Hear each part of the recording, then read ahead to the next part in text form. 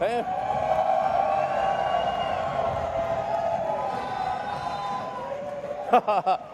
Great outfit. Hey.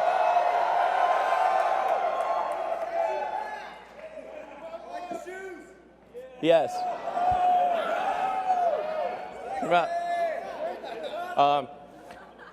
Yeah. Well, everyone, welcome to the Tesla Design Studio, where we've held many product unveilings before. Hope you guys will have a really great time tonight. I think I've never seen so many cameras in my entire life. This is cameras everywhere. So we're going to start off by just talking a bit about how did we get here. You know, what are the things that have led to this day? What are the cars like? How did Tesla start out? How did we, you know, where were we 10, 11 years ago? What has happened over that intervening time? You know, because it occurred to me that a lot of people, they only heard about Tesla maybe a year or two ago, and you know, electric cars are kind of like taken for granted.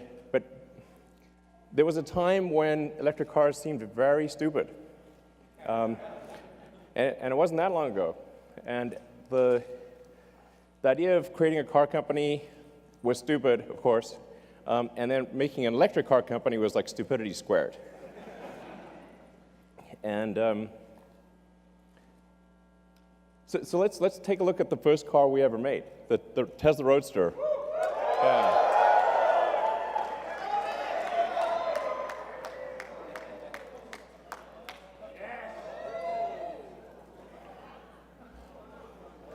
All right. It's a bit small. It's great. It's great. So the crazy thing is, if you go back 11 years today, Tesla had made one car, that car. That's serial number 1 of Tesla. So that's my car, actually. So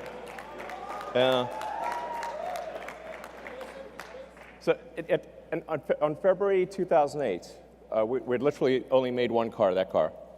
And it didn't really work very well, I have to say. It broke down a lot. And it took us another 3 months just to make the second car. And now we've made about 550,000 cars. Yeah. So,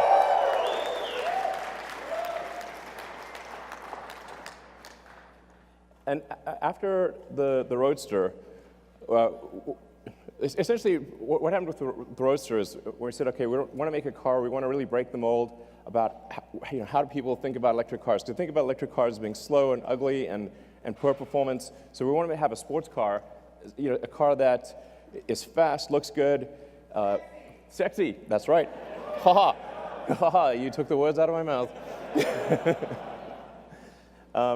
So, exactly. Sexier. That's right. So the Roadster, the reason we did sports cars, we wanted to create a car that would break the mold for electric vehicles, and that would be sexy and fast and long range, and that's why we did the Roadster. People say that, well, you won't be able to make a car with those specifications, and if you do, nobody will buy it. So we had to prove those two things wrong. And then after we made the Roadster, they said, okay, sure, you can make some toy sports car, but you can't make a sedan. You can't. There's no way you could compete with the luxury sedans that are gasoline, because they're the best. And there's no way you can make an electric car that's like that. So we did. Model S.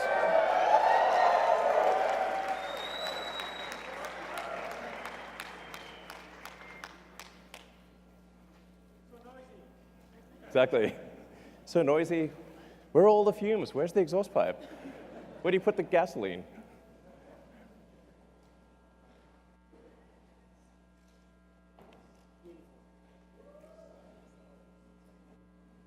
Yeah. So we actually started designing that car in the rocket factory. So we didn't have a design studio. We took a little corner of the rocket factory, and Franz joined, and we just, with a tiny crew in a corner of the rocket factory, we designed that car. I think that car was really important because it was competing against the best of the gasoline cars. So if you can make an electric car that can beat the best of the gasoline cars, it's a very powerful statement to prove that you can go electric. So then, working from the Model S, which by the way, in terms of where the name comes from, actually I like calling things what they are. So Roadster is called Roadster because it's a roadster. There is no good word for sedan. So we couldn't call it the sedan. It wouldn't work. Or saloon. There's just like literally no word. So the Model S stands for sedan. And this is how out of touch I was. I actually didn't realize at the time that Model S also means models. and then I had like at one point a license plate that said Model S2 because it was like the second production Model S, and it was like, and as I was walking away from my car, I said, "Wow, what a jerk! His license plate says Models 2." Yeah, like okay, better not have that license plate. So, but then going from the Model S, we said, okay, we want to make the best SUV in the world. We want to do something. We kind of got carried away actually with the Model X. We was like, let's have practically every technology and whiz-bang thing we could possibly think of. The Model X is like, as a car, it's like a Fabergé egg meets a spaceship. It's like, it was insanely difficult. But it is an amazing vehicle. Let's bring it out.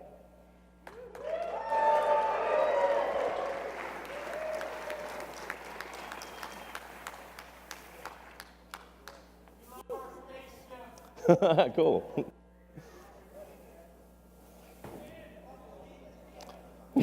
Yeah. You can see a certain position forming, maybe. So, the Model X, like I said, it really feels like a Fabergé egg spaceship, it's X for crossover SUV. But then after we had the Model S and Model X, I thought it'd be pretty funny if we had the Model E. But then like Ford threatened to sue us. Ford killed sex. But I said, what if we call it the Model 3? Because that's completely different from me. They said, that's fine. So we have the Model 3. Let's bring out the Model 3.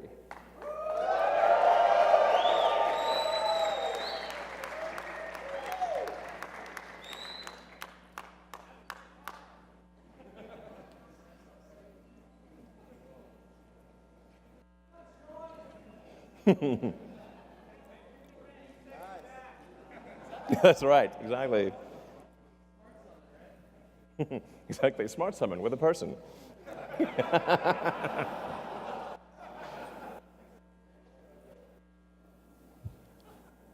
So we made the original Roadster, the Model S, the Model X, the Model 3, and then we also then made the new generation Roadster, which we'll bring in.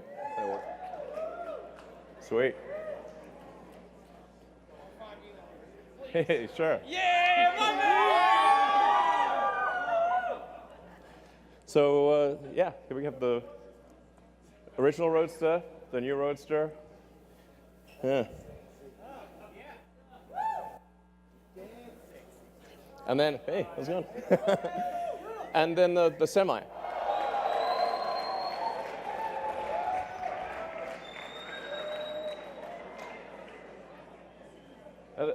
Actually, the Tesla Semi drove here nonstop all the way from the Bay Area.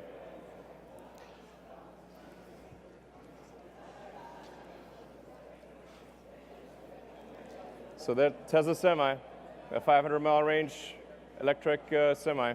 I learned to actually only after naming the thing that semi has two meanings. It's semi-sexy.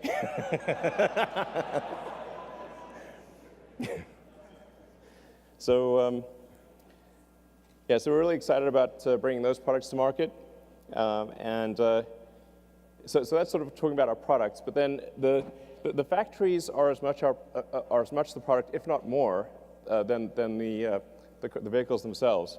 In fact, I really think like the difficulty and value of manufacturing is underappreciated. It's insanely difficult. It's like relatively easy to make a prototype and extremely difficult to mass manufacture that prototype or to mass manufacture a vehicle reliably and at scale. I mean, even for rockets, I'd say it's probably a factor of 10 harder to design the manufacturing system for a rocket than to design the rocket. And for cars, I'd say it's maybe 100 times harder to design the manufacturing system than to design the vehicle itself. That's what the free market. I don't mean to have it in black and white. It's like it's not so long ago. They didn't even have color cameras back then. It was 2010. But it was very bleak. It's like essentially when we acquired the Fremont factory, which used to be called NUMMI, people sort of thought, oh, you've got a car factory. Now, if you have a car, they sort of think if you have a car factory, you can just make any car. It's like, no, that's like saying you've got a box. And that box can have anything you want in it. No, only if you make the thing in the box. Although we did get we had get a very good deal on the NUMMI factory, Toyota and General Motors actually took all of the good equipment out, and anything that was like so useless it wasn't even worth the scrap was left. So it literally looked like that, but in color. And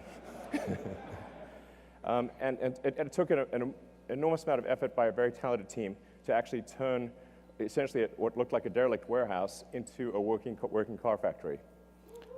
Yeah.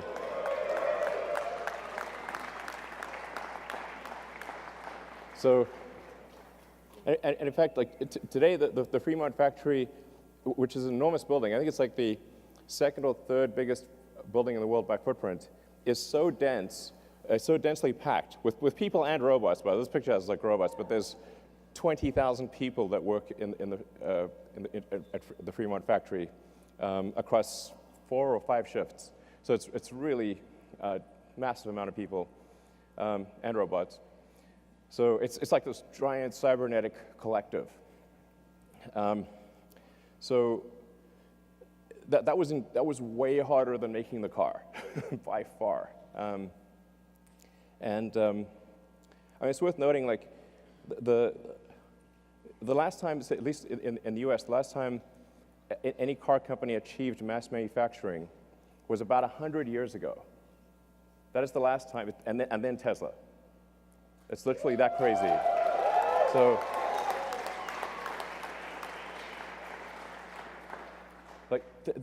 the issue is definitely not coming up with a car design. It is absolutely all about building the production system. You want to have a good product to build, but that's basically the easy part. Then the factory is the hard part. Then the challenge is like, okay, if we create a car factory, where the heck are the batteries and electric motors and power electronics going to come from? And that's where we need to say, okay, we better build something that's capable of 50 gigawatt hours at least of cell output, which at the time when we proposed the Gigafactory, I believe like total global output of lithium-ion batteries for all purposes, phones, laptops, certainly cars, anything, was about 30 gigawatt hours. So we're like, okay, well, just do the basic math. We need 50 gigawatt hours. So we better have a real big factory, or there's no way. So, we were going to build it in California, but like it would have taken 2 years just to get the permits. So we built the Gigafactory in the amount of time it would have taken to get the permits in California. That's what the Gigafactory looked like in 2010. It was basically rocks and bushes, okay? And now this is what it looks like now.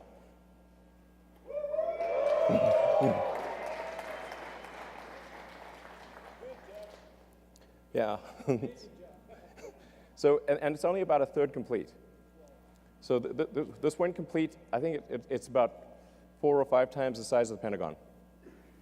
So it's kind of difficult to appreciate scale, but although it's really quite tall, it's like 70 feet tall.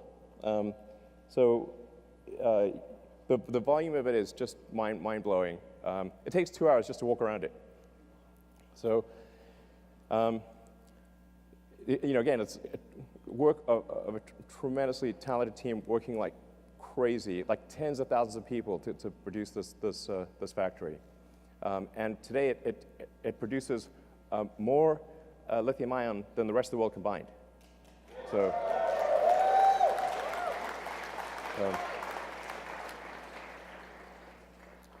Now we're also building a factory in China, which I'm really excited about. As you can see, it's very impressive. Very impressive. A large puddle. So when I was there in January, that's what it looked like when we did the groundbreaking ceremony, and this is what it looks like now, 3 months later. But this is what it will look like at the end of the year.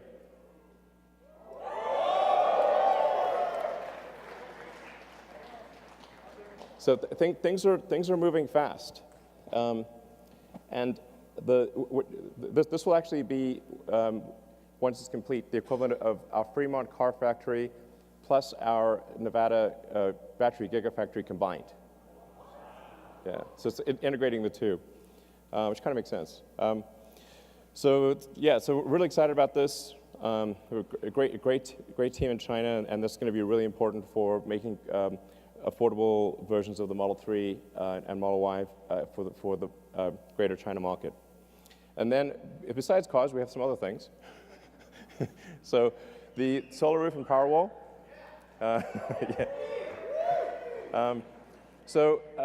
This is definitely going to be the year of the solar roof and Powerwall. Because of extreme challenges with the Model 3 production, we have to basically allocate all resources to Model 3 production because otherwise we're going to die. And so basically, it was pretty tight, I have to say. That was a hard one. I would say like 2018 was probably felt like aging 5 years in one. Honestly, it was really intense. So,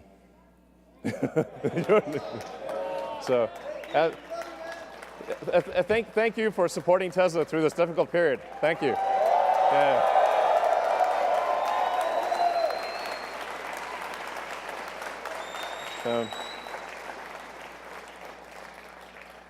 But now that Model 3 production is going pretty well, we're going to finally allocate engineering attention to the solar roof as well as the solar retrofit.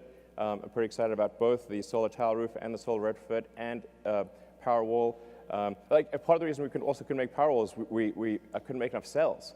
So we had to either allocate cells to the car or to the Powerwall. And it was like, well, we've got to make the cars. So then Powerwall got cell star, basically. But 2019, so we are now going to ramp it up. And then PowerPack. So PowerPack is kind of like our industrial strength battery storage system. We did the biggest battery storage system in the world in Australia. And yeah, that was really super cool. And then we're doing one that's roughly a gigawatt hour scale in California. So just in Southern California, right nearby, we're building a gigawatt hour scale power pack. And so we expect this to ultimately be really critical for transitioning the world to sustainable energy. Obviously, you have to have sustainable energy production and sustainable energy consumption. So the sustainable energy production needs the solar panels plus the battery because the sun doesn't shine at night, and then those electric cars. electric vehicles in general. Yeah. So, but I mean, the really exciting thing is if you have, with solar plus battery plus electric vehicles, we have a fully sustainable future. This is a future you can feel really excited and optimistic about. I think it really matters. Yeah.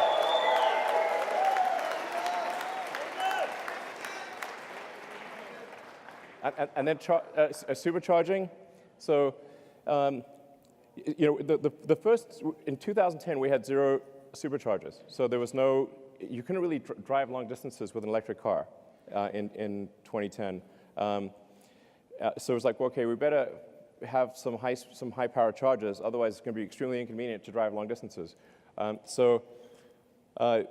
Built into the Model S was a high voltage DC bypass directly to the pack, so you can just sort of mainline power right into the pack. And then nobody was building high power chargers, so like, okay, we better build these high power chargers because nobody's building them. And so we went from 0 superchargers to building a global network of superchargers. Yeah. Yeah, so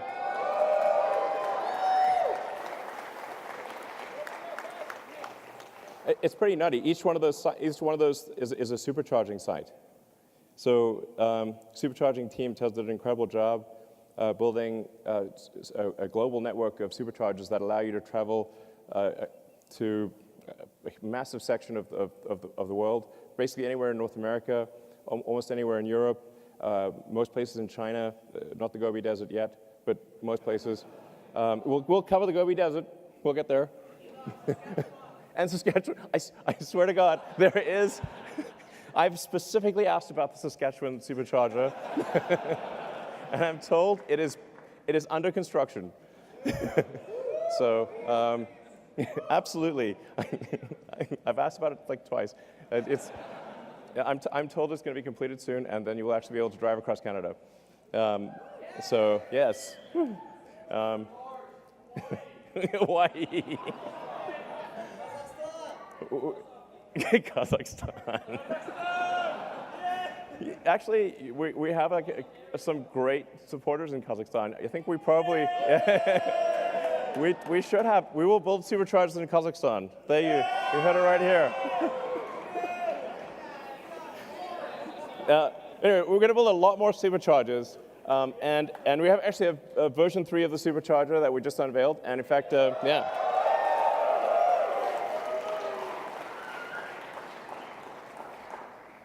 So the superchargers actually started out only at about 75 kilowatts, and now they're at, with version 3, 250 kilowatts, and we think probably can even go a little higher than that.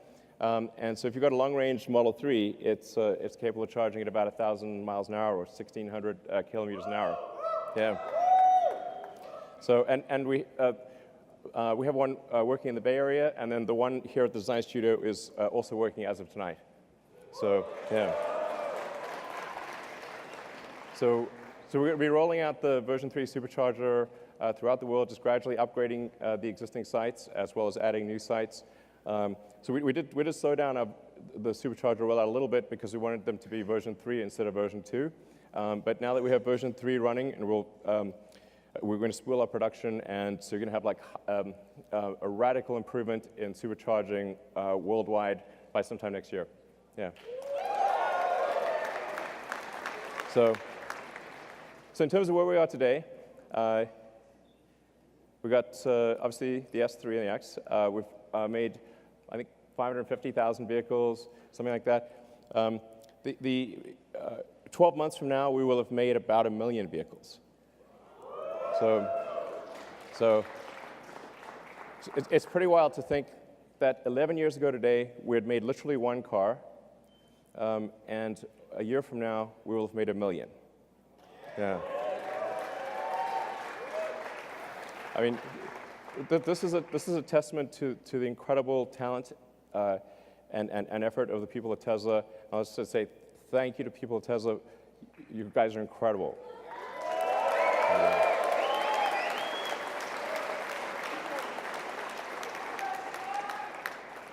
So, yeah, and 4 million tons of CO2 saved.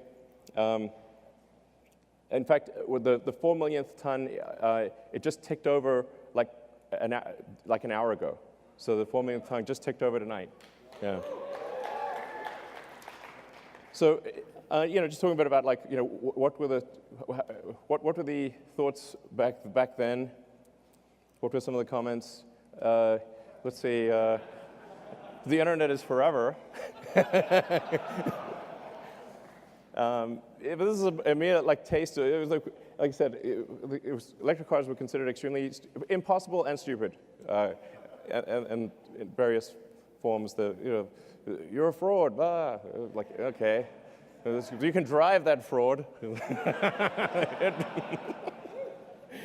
Okay, and then now things have changed. Yeah.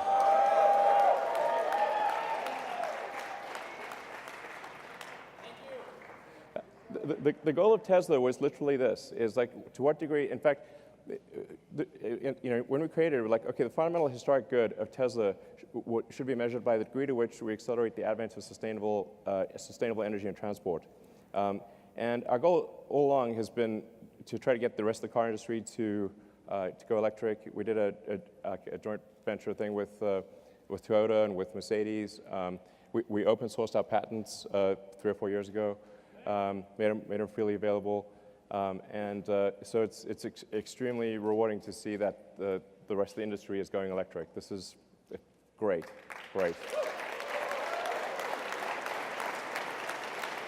So, and I was just wondering, like, where will Tesla be in 10 years? You know.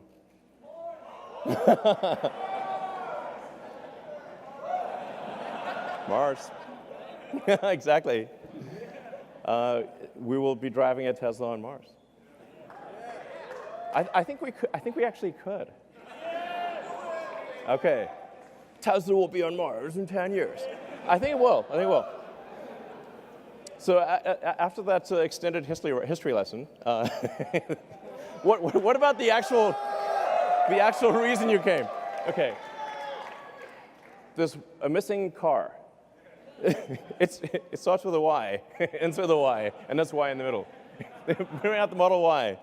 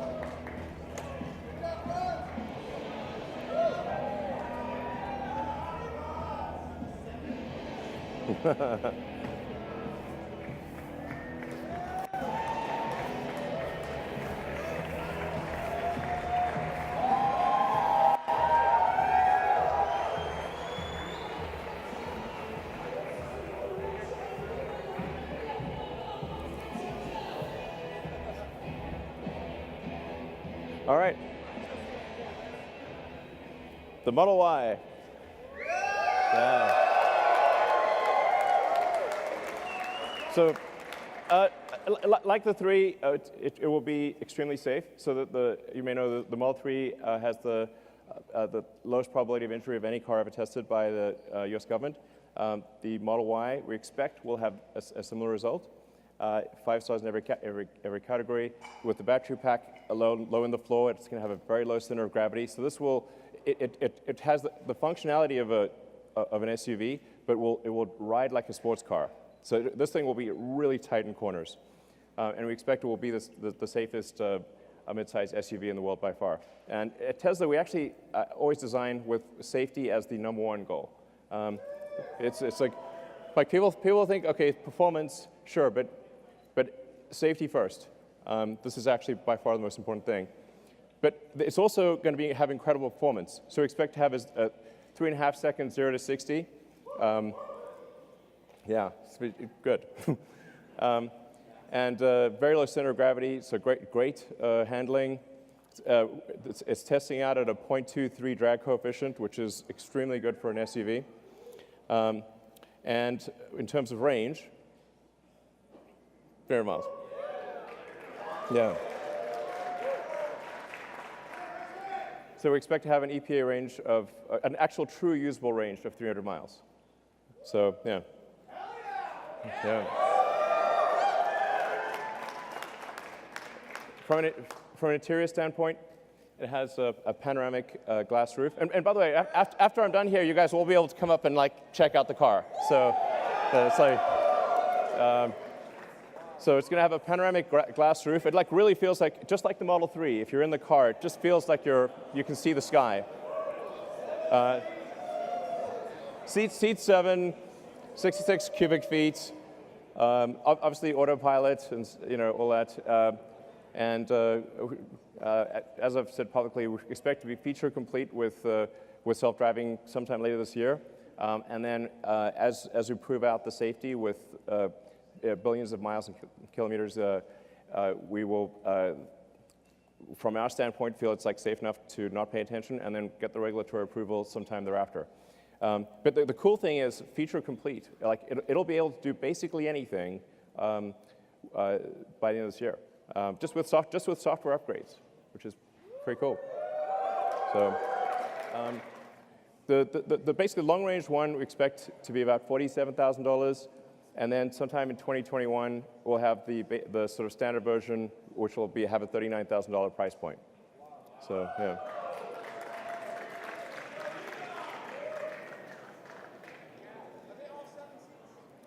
No, the 7 seats are optional.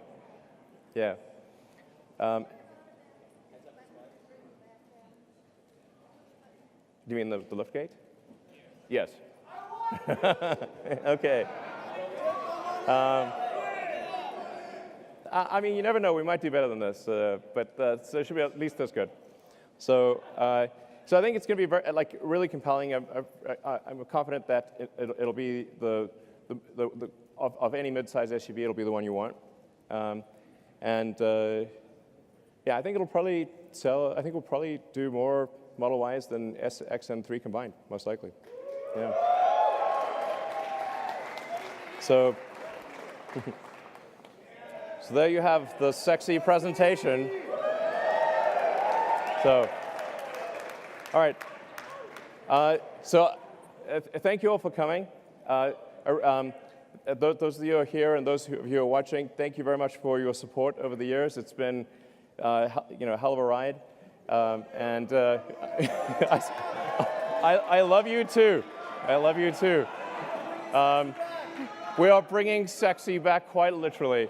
All right, thank you.